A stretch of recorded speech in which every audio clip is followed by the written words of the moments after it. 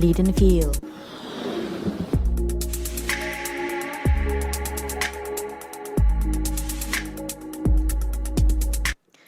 I don't trust these trees, son. What? Why not, Daddy? They seem kind of shady.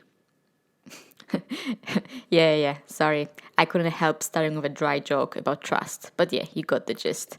Today we'll be discussing the relationship of trust and leadership and how they affect each other or not. So get yourself comfortable, grab a coffee, some drink, find yourself on a couch, in a car, whatever you are listening from, and let's kick it off.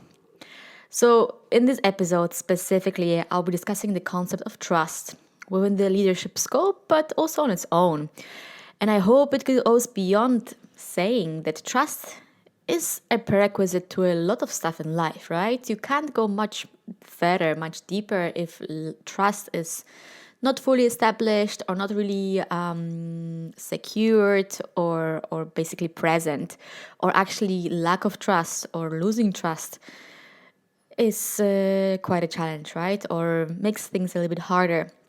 So when it comes to me, I'm kind of a person where I don't think so much about trust, I must admit. I tend to trust by default, and it just happens. I think whenever I meet some person, I just trust this person from the very start. And yes, you could say that it's naive or ignorant, but it seems like this is how my personality was built, and I just enjoy it basically. And fortunately, life was generous to me, and I didn't suffer a lot from losing trust. Or maybe I just tend to regain or rebuild trust fast enough. I don't know that. But, anyways, whenever I think about life without trust, for me, it's quite hard to imagine establishing relationships without trust, not trusting that people can have good intentions or that they will keep their promise or not, or having suspicions about others. It sounds quite sad to me and quite lonely and quite pessimistic. And for those who know me, I basically look at things from the colorful point of view. So in the end, having trust as a kind of a automatic thing seems a little bit easier or makes things a little bit easier, but I can imagine that sometimes you can learn the hard way not to trust so easily. So yeah, so seeing things as half empty, glass of thing or half full. But of course, I don't want to disregard at all, right? That sometimes it is necessary not to trust, or you cannot trust. You cannot force yourself to trust, or trusting people blindly might not end up well all the time. So I guess there are two main approaches to trust in a very, very grand scheme of it. First is that the starting point is without trust, and then the person who you meet needs to build and needs to gain your trust over time. And the second, the latter, which seems to be my nature, is the starting point is with trust, and it will only stop if something happens. So I tend to trust the person from the very start. It's like a blank page. I trust by default a person, and then I do it unless proven otherwise. So how does this blend, or how do we blend it with leadership? Well, to me, trust and leadership seem to be like inseparable, like they just go hand in hand. And if I can't trust someone, I can't really see this person as a leader, I think. So I think it's the core and the kern, like the really, really true core of leadership. As soon as people have doubts or can't regard you as trustworthy, honest, reliable, they will not follow you because they want to, because they feel inspired. They might still need to follow you, right? Because you are your manager, they need this job, and they have to follow your orders, and they have to follow wherever you tell them to do or tell them to go. But the energy and the dynamics, even implicitly, even indirectly, might be totally different. So trust is important, like, cliche, obvious shit kind of thing. And I guess when you look back at the relationships at work, at home, and for friends, To me, it is trust, which creates a safe environment to be in, where you trust people, where you trust that they have good intentions, that they are not plotting against you in order to make you fail or hurt you or anything else.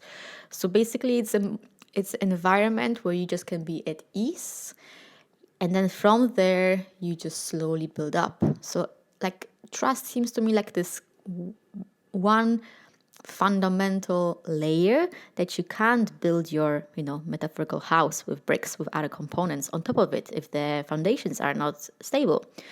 So for me and for people like me, trust is gained easily. But for some, of course, it takes time. So how do you build that? How do you transform people who have hesitations, have doubts about you, or basically just need time so that they finally trust you and you are trusted? And I think there are a few things that we can have in mind when we act, how we behave, and what we do. So I think building trust can happen through consistency, honesty, and vulnerability. So consistency is all about relationship between saying and doing. How many times did we hear someone promising something and never saw it done? How many times your boyfriend said, yes, yes, yes, I will clean those socks, but then those socks are still fucking there? Like, of course, it doesn't mean that you're not trusting your boyfriend, but if you hear something, if you hear a promise, or if some, like politicians, right? For example, right? Politicians, I think, is a classical thing. Like, do we actually trust those guys? They say something in the campaigns, they promise amazing stuff from the heaven, and then just shit happens. So, yeah, consistency is all about what you're saying. It also manifests in what you're doing, in your actions. And then sometimes the consistency or the lack of consistency could be forgiven, like, hey, sometimes it happens. He forgets to put those socks away, or indeed someone failed or forgot about the promise, etc. But then what's kind of winning you back, I believe, or me back, is the second component, honesty. We are all wired, I believe, to forgive, to accept some failures if the other person is just basically honest and honestly admits to a mistake without losing trust in others. And what is the binding component numero uno? To me, nothing melts my heart more than when someone is simply vulnerable, when someone basically just says something and shares what's been actually happening in his heart, in her heart, and then just shows it out there to me. So let's bring a very simplified example. So imagine your friend told you she would help you and get you a book from a store next week. The one that you really, really wanted and waited for so long, and in your bookstore, in your town, or in your neighborhood, you could not find it. So that's why you asked her to do it for you. And then, she said, yes, I will do it. And then days pass by, nothing happens, basically silence. And then in the end, you say, when you ask your friend about it, she said, oh, I forgot. And then, of course, if your friend is solid enough, you could leave it as is. You could feel disappointed inside. Maybe next time you will not ask her for a favor. You will suck up and go further to a different city for this book. Maybe you will ask someone else, but you will still be a little bit hesitant whether you can actually trust the other person. So how about when your friend actually admits that, hey girl, sorry, I did not forget. I just kept on procrastinating until it was too late to do, and now here we go, and now you're asking me and I did not do it. I believe this is the component of honesty. That's where the honesty comes in. And then moving on to the vulnerability component, how would it look like? Or what would it look like? So there could be a reason why your friend was procrastinating. And maybe in this case, she felt actually quite anxious going to the store because she said like, hey, as soon as I would go outside to the crowded place, recently when I do it, it triggers me quite a lot of anxieties and flashbacks from the past. And then she'll maybe tell you about what kind of trauma she had in the childhood or in the past, etc. And then somehow that action, that promise to get you a book and to go to a bookstore, triggered those waves of insecurities and anxieties. And then she felt too scared to say it and too ashamed to say it, that this actually is happening, because come on, it's just only going to the bookstore. But she felt so frozen and paralyzed. And then she refused doing that for you. So you can see in that simple example, and I think it just happens all the time, that something happens, you see it as an interpretation, right? You interpret it as A, and then you can stay there in that interpretation, in that story that you are telling yourself. But then as soon as another person adds honesty, or even nicer, even more empowering, the vulnerability, it becomes a fucking different story. Or you'll be like, oh my God, I did not know that. No problem at all. Don't worry. Can I help you with something?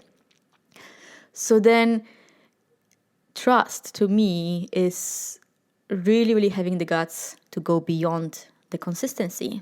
Keeping your promise. I say A and then I do B, or I say A and I do A. So you see, in my eyes, being leader, especially when dealing with trust, which is so precious and such a delicate thing, requires some balls, right? And courage. From what I've experienced myself, whenever a person is willing to open up, be honest, and commit to keeping the word, people, almost like hypnotized, are just willing to follow that person in any direction. If just basically a person shows, all different shadows, all different demons, and basically just have the balls, I'm gonna say it all the time, have the balls to admit, to acknowledge certain weaknesses, certain not amazing behaviors that the person is not proud of, I'm sold, like, oh my God, amazing. I want to hang out with you because if you're so inspiring, and I can learn from you actually to bring that mindset, to bring that behavior with sharing emotions, like out in the open. So the result of it, for me, it's deep, long-lasting loyalty, and people ready to go an extra mile or even two for you and with you. So whenever you're in a new environment that requires building trust, establishing trust relationship, think about those components: consistency, transparency, and vulnerability. And do the same when showing trust to others. Trust goes both ways, right? So trust and be trusted. In order to be trusted, you need to trust the other too, and vice versa.